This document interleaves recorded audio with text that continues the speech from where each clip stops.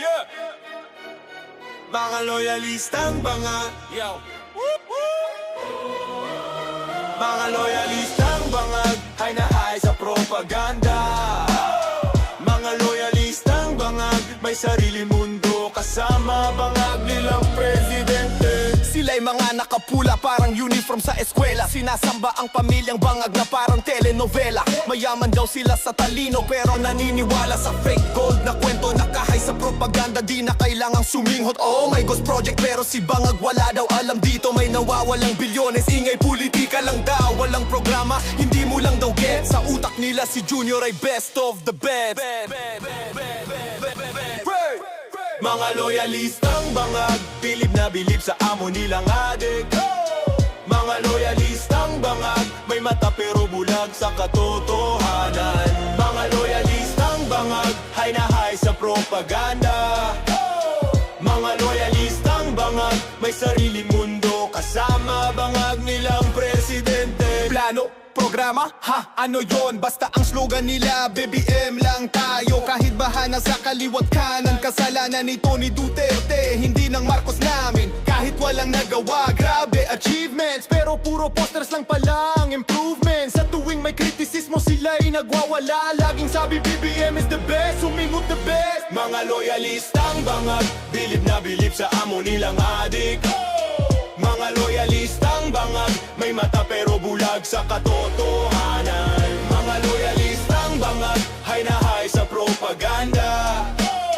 Mga loyalistang bangag, may sariling mundo kasama bangag nilang presidente. Sabi nila, he's not a weak leader, super strong. Pero halos lahat ng kabinet mas sumaas ng boss. Pag may kontrobersya, relax, orchestrated dito. Pero bakit parang pamilyar ang modus na to?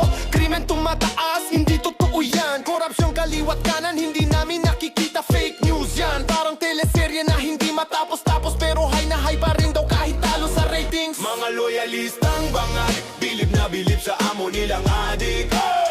Mga loyalistang bangag, may mata pero bulag sa katotohanan. Mga loyalistang bangag, hay na hay sa propaganda. Mga loyalistang bangag, may sariling mundo kasama bangag nilang presidente. Scroll lang ng scroll, parang walang hanggan. Share ng share kahit mali ang laman. New golden era kahit dilim ang nakikita. May filter kasi ang mundo nila. Hashtag dito, hashtag doon. Pero bakit wala pa ring pagbabago ngayon? Mga loyalistang bangag, bilib na bilib sa amo nilang adik. Mga loyalistang bangag, may mata pero bulag sa katotohanan. Mga loyalistang bangag, hay na hay sa propaganda. Mga loyalistang bangag, may sariling mundo kasama bangag nilang presidente. Kung may kilala kang ganito, wag ka nang magulat. Sa social media sila nagkakalat, pero sa dulo iisa lang ang mensahe ng awit na rito. Magising na sana sila, mamulat sana ang kanilang mga mata. Wag puro bangag, sana'y lumiwanag din, para naman may pag-asa pa ang Pilipinas natin. Mga loyalistang bangag, bilib na bilib sa amo nilang adik.